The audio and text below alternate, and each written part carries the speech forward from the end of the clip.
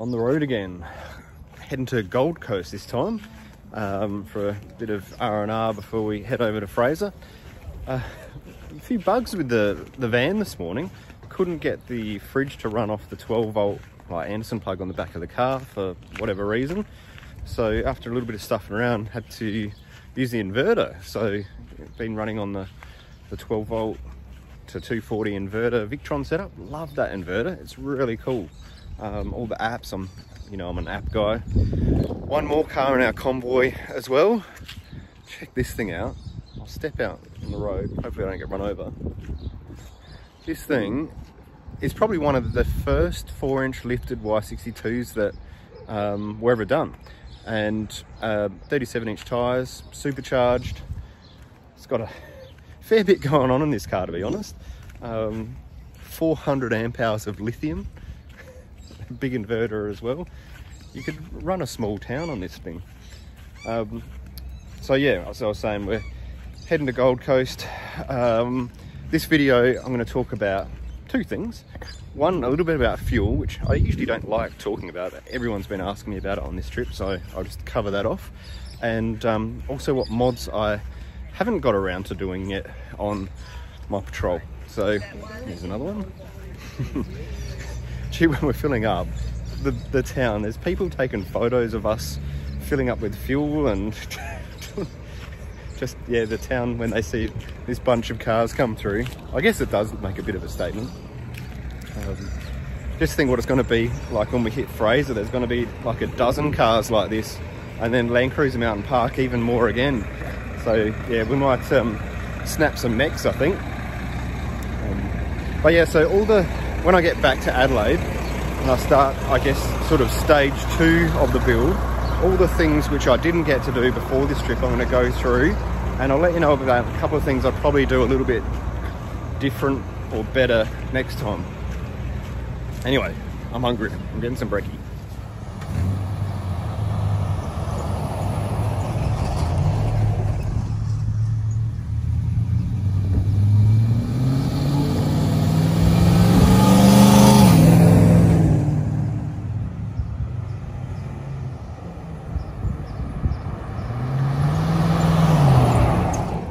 To catch up.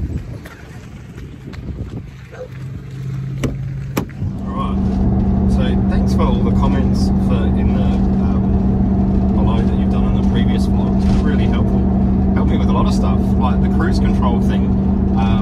Sorry, I can't remember off the top of my head the name who mentioned it, but if you're having issues with your radar cruise because it won't turn on for whatever error, you can press and hold the cruise button, and that goes back to like a non-radar version of cruise control. So I learned that.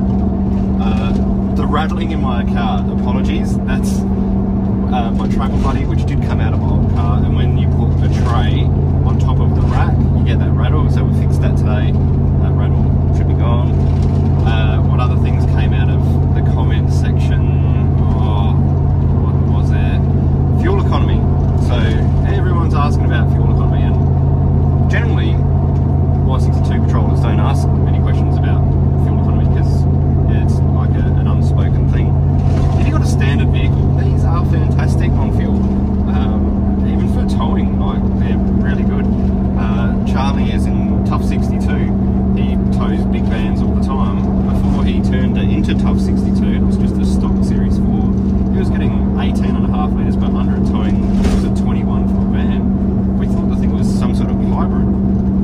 But when you modify them, add on fuel usage. So essentially, you put a lift on it, add, I don't know, a litre per 100. Put a bull bar on it, add on a litre per 100. Put on a roof rack, that's probably the worst thing you can do. That's probably costing 2 litres per 100. And then if you put 35-inch tyres, there's probably another couple of litres in there. And muddies are even worse again. So what is my fuel ratio? Well, on the way up here, when we were doing sort of under 100 k's an hour, we were getting about 27, something like that, litres per 100.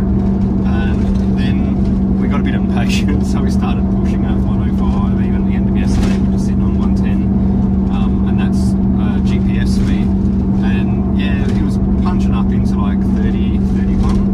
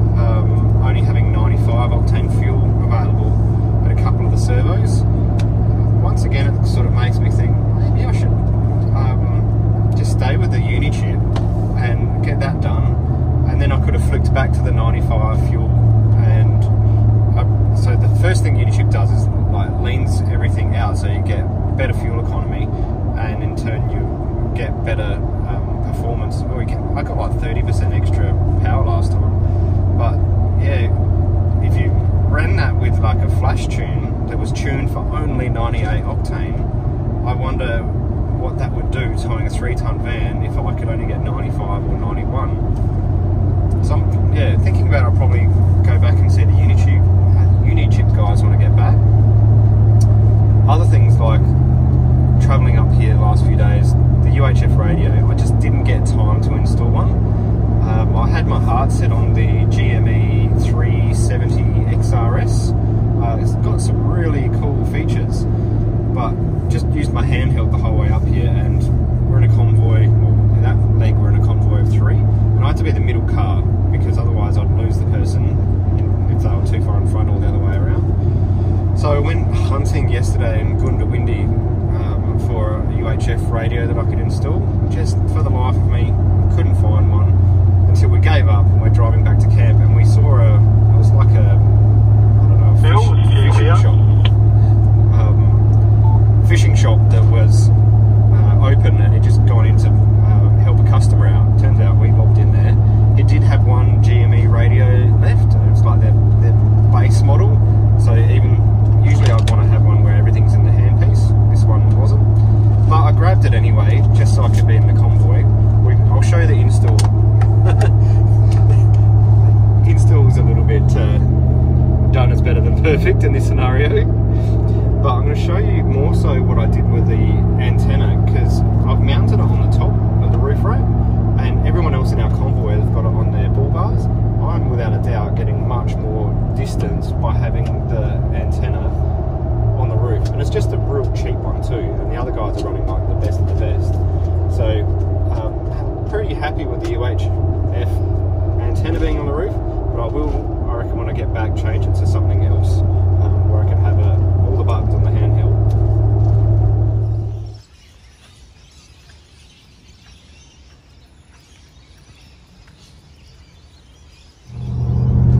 Gee, that thing looks good on the road.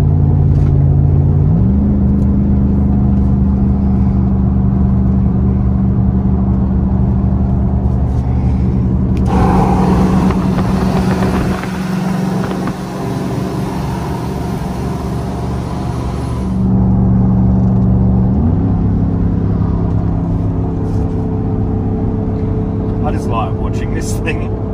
It's pretty awesome. Then pimped up 62 and then a Brooder, and looking from the back underneath, because you can't see diffs or anything, there's just like, I can see underneath the car and the van. It's pretty cool. But yeah, and looking at the back of this Brooder, I'm looking at like Max Track stored on the back of it, and I'm thinking I probably need to work out this whole Max Track or tread or whatever I'm going to do as well. So I'm going to have to find a way that I can get them onto this vehicle somehow, because if anyone's going to get bogged, it's probably going to be me. I'm due for a good bogging actually. Alright, roof rack, so I've got a 48-inch light bar that's going to go on the top. That'll finish off the lighting side of it. Oh no, and I'm going to put probably this week sometime, I brought a 20-inch light bar, just a spare one. So I might try and fit that going backwards, because I remember Land Cruiser Mountain Park last year, at night it is pitch black.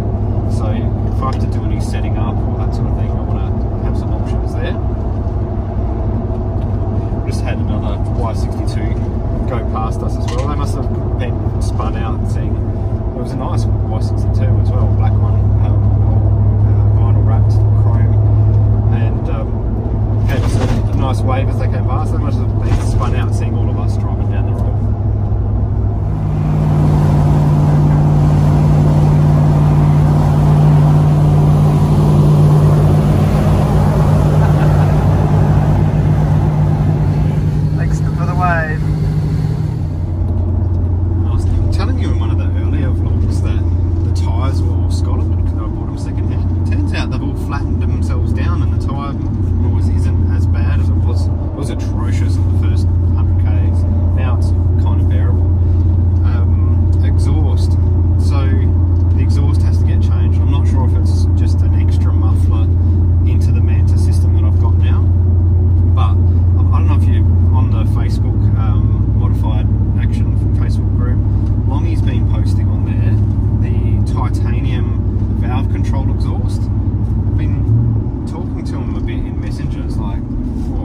That's going to come in price wise.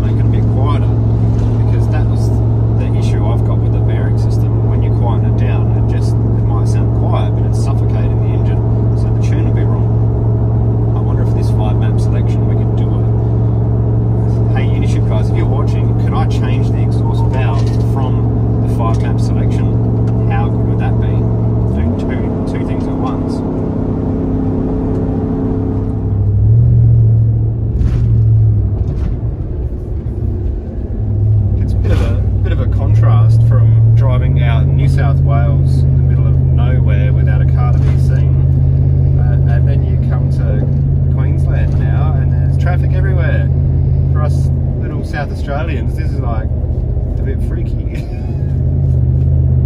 So we've just rocked up at Paradise Farm Stay, which like I had in my head was, I don't know, out in the bush. There'd be like sheep and cows walking around. No, it's like a theme park inside of a caravan park or something, with this really weird tight road to get into it that feels like we're driving into the back of Movie World or something. We've just pulled up, created a little bit of a fuss because we've like just clogged the joint up. But like people, randoms are just coming up and taking photos of all the cars. This could be fun.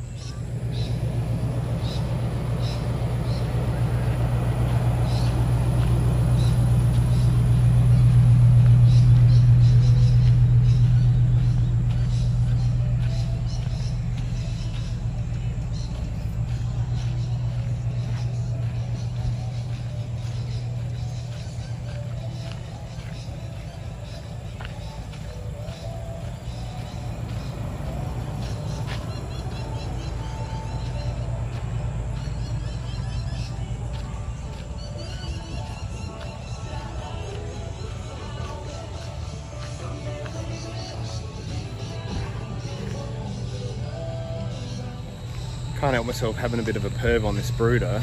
I'm going to show you the suspension. Oh, the clogging is going up too. Look at this. This is some serious twin shock per axle remote res and bellow airbags for height adjustment. You can literally push a button and lift up the left or right side independently if you want it lower for cruising, higher for like going over obstacles. If you want to level out at your campsite, you just press the button, it goes and I like that. I don't mind that either. Look at this place. Like, this is a caravan park with horse riding, and we just like scored the best like caravan park. We're like right next to all the worlds. We drove past them like a few minutes earlier. Kids are going like nuts, like they're just seeing these rides and slippery dips and water slides and animals and Shaun the sheep, and like we're like right here. Hey Dave, we're going to have fun back in these vans up if the sights are as big as the one this bloke's just parked up in. Oh, right. So one thing I'm definitely going to do in this next car is a twin compressor. They're just awesome. Having it permanently mounted saves so much time just stuffing around. So in these Y62s, which I'll spin the camera around, up the back here is where the factory computers reside, like there and there. You can get well, two ways to do it. Like, Dirty 62 here looks like he's made a kit, or OnTrack's made a kit to move it out of the way. But you can buy a projector kit, which relocates it and then gives you like a flat battery tray designed for a 55 amp hour Optima battery. I won't use the Optima, but I like the idea of just getting a kit to get everything out of the way, because it comes with all the bolts and everything. And I'm going to do this, absolutely do this twin kit with, I'm going to put probably something on the bar or somewhere to have airing up at front and back. There he is. Next is this wood grain. It's got to go. It's got to go. You can't have a modern car with all that fake wood grain stuff. This one's wrapped. I'm kind of thinking maybe wrap or hydro dip, I'm not sure. But one way or another, wood grain has got to go. Now we're in Warren's car, and this is a machine and a half. There he is. So airbags, I've got a few ideas. It's either the Airbag Man onboard air, or it's the link system. I'll just show you the link. For the airbags, that's what I'm mostly interested in. We'll zoom in here. At the moment, this is set to maximum pressure. If I click on here, awesome music starting. Straight away, if I want to drop to 40 or 25 or minimum pressure, like if you're not towing anything, you just press the button and it does it. Like, that is super cool. It's heaps of other stuff that the links system can do. But it's starting to rain, so I'm getting out of here. in an effort to finish this video before it really pisses down, I'm gonna swap the camera. To clean the car. This is how, like, I showed you the pretty neat photos before, but this is functionally how this car's working at the moment. All my power stuff is here. 6 USBs, 3 cigarette lighters, portable radio, Anderson plugs all through here, and then a charging box. Is this gonna light up for me? No, usually that lights up. But I want all of this in a cabinet. So going up like this, over like that, and down. And where the travel buddy is, that's gonna be facing outwards. But then I wanna draw, because there's heaps of space here. When I put the seat forward, I wanna draw, so all of this slides out this way, and I can access my, you know, might be recovery gear or whatever it is, out this way. I don't really like putting my recovery gear in the back of the car, because generally when you need it, the car's tipped up, open the back door and stuff goes everywhere. I like it to be somewhere where I can just like reach in, grab, go. After that, it's just kind of finishing off, tightening up the awning. I'm not happy with the way that's sitting. It needs to be higher, so I'll make some better brackets to make the Darchie awning sit up a little bit. Rear bar, we've been trying to make a rear bar for years. It's quite challenging. It's actually harder to make a rear bar than a front bar, to be honest with you, because if you want to integrate the tow bar and then it needs to fit with a long range tank, you've got to do, I don't know, we've scanned this car twice, CAD scanned twice already. We've got to do it one more time, and then I think we'll know where everything lines up, because we've scanned it with the tank in, tank out, bumper on, bumper off, tow bar on, tow bar off. So we'll do one more scan, and then I think we can make a centrally mounted rear wheel carrier. And being a TIL, it's got the electronic tailgate. I don't know if I can do this, but this is what I'm going to try, and I'm prepared to hold out to get this right. And I want one button that opens, electronically opens the swing away, and then the tailgate goes up in sequence, because I can see it happening. One day I'm going to press the tailgate opener and the tyre carrier is going to be in the way, bang, scratched. So that's my aim. There'll be an option with and without, of course, if you don't want that, but like that's what I really want, and I'm going to hang out for it, because fitting a 35-inch tyre underneath in the factory position is damn near impossible. Now that's the vlog for today, and I'm about to call it.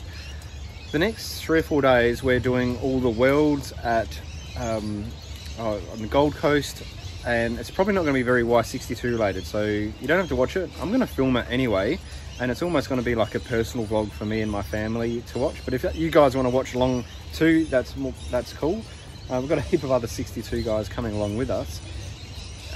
I'm really enjoying this holiday and having a little bit of wind down, because it's been so busy up till now, my life, my family's life, and I put pressure on everyone. So yeah, it's good to chill out a bit just before we get to Fraser, meeting up with a bunch of other 62s and Land Cruiser guys as well, being honest. But imagine like a whole heap of really pimped up 62s at Fraser Island. It's gonna snap necks. So you know which videos to watch. I'll put a patrol in the thumbnail if it's patrol related. If it's not, you'll just see my ugly mug. All right? Okay. Thanks for watching as always, and I really like the comments too. See you again on YouTube. Yeah.